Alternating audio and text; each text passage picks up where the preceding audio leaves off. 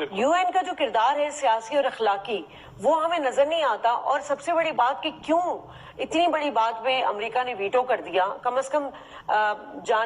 جانوں کا ضیاع تو روکنا چاہیے تھا۔ دیکھیے میں آپ کو ایک بات بتاؤں،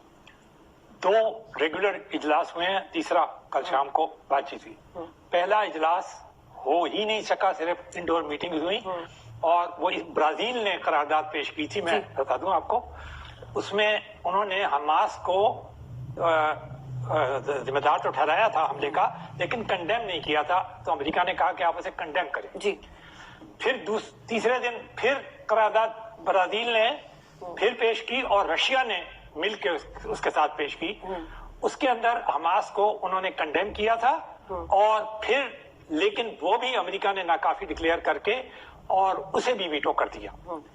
اب اگر آپ یہ بات کہیں کہ یہ سلامتی کونسل جو ہے وہ دیکھیے سب سے بڑا فورم مسلمانوں کا جو ہے 57 ملکوں کا دنیا میں، یونائٹڈ نیشنز کے بعد سب سے بڑا کوئی ملکوں کا جو فورم ہے وہ OIC ہے، 57 کنٹریز ہوتی ہیں۔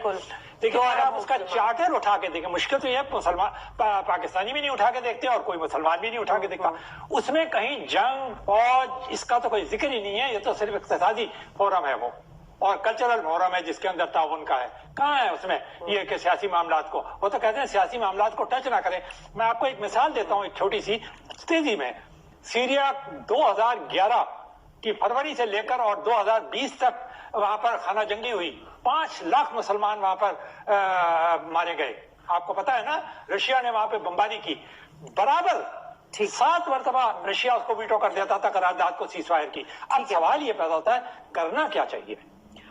امریکہ، چین، ہانیہ صاحب آج گئے ہوئے ہیں وہاں پہ رشیا، جی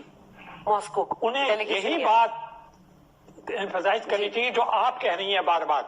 یہ ساری باتیں اپنی جگہ ہیں کہ وہ کیا کریں گے کیا نہیں کریں گے، اس کے کیا اثرات ہوں گے، یہ تو بعد میں دیکھے جائیں گے۔ اصل چیز تو یہ ہے ایک بڑا سوال جو کہ بہت ڈیبیٹ بھی ہوئی جس پر منور صاحب کہ یہ حماس نے اٹیک جو کیا ہے، مطلب یہ تو بہت عرصے سے چل رہا ہے، کانفلکٹ چل رہا ہے، لیکن اس وقت حماس نے جو اٹیک کیا ہے اس کے ریپریکشنز اس نے دیکھے نہیں، کیونکہ وہاں پہ بچے بھی ہیں غزہ میں، خواتین بھی ہیں، بزرگ بھی ہیں۔ ایک جو پریپریشن ہونی چاہیے تھی کہ بھائی پہلے ان کا انخلا کرنا چاہیے تھا۔ آج بڑی زبردست بات کہی ہے، کیونکہ دیکھیں نا جنگ کرنے کے بھی کچھ اصول ہوتے ہیں، جنگ سے منع نہیں ہے، اور جہاد ہمارا اولین فرض ہے ہمارا، لیکن سب سے پہلے جنگ بندی کے جنگ کے اصولوں کے امپریس ہوا ہوں شازیہ، بہت امپریس ہوا ہوں۔ میں 15 ٹاک شوز میں جا چکا ہوں جب سے یہ 7 تاریخ سے، آج تک کسی اینکر نے یہ نہیں پوچھا کہ بھائی آپ جنگ ضرور کریں، آپ کے ساتھ بڑا ظلم ہوا ہے، لیکن جو بچے عورتیں ہیں ان کی حفاظت کا کوئی مناسب بندوبست کیا یا نہیں کیا؟ آپ کو انٹرنیشنل کمیونٹی کو لائن پہ لینا چاہیے تھا۔ اب یونائٹڈ نیشن کے چارٹر کے حوالے سے بات کر لیں کہ یونائٹڈ نیشن، سلامتی کونسل، ہیومن رائٹس، ان کے سارے عالمی منشور کو ابھی اسرائیل کیوں گھاس نہیں ڈال رہا؟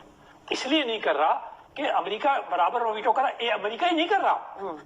برطانیہ، فرانس بھی تو پرماننٹ ممبر ہے تینوں۔ ایک دوسری بات میں آپ کو یہ کہہ رہا ہوں، رشیا اور چائنا کی طرف سے بیانات تو آ رہے ہیں، چائنا کی طرف سے اتنا سخت نہیں آ رہے، رشیا نے آج کچھ اور مزید، پیوٹن صاحب نے کچھ زیادہ سختی کا بیان دیا ہے، لیکن خود انہوں نے یوکرین کے اندر جنگ کر کے اپنے آپ کو ماڈل گراؤنڈ کے اندر ڈاؤن کر لیا ہے۔ نتیجہ یہ ہے کہ وہ ایک ان کے پھر اب آپ مجھے بتائیے $50 ملین کے آپ اسرائیل سے ڈرونز خرید رہے ہیں آپ خود یوکرین کے لیے، تو آپ کیا کریں گے اسرائیل کے خلاف؟ کیا ہونا یہ چاہیے کہ انسانی ہمدردی کے لیے خدا را یہ کریں کہ سارے مسلمان ملکوں کو اور ان ساری بڑی طاقتوں کو، فیاض صاحب اس وقت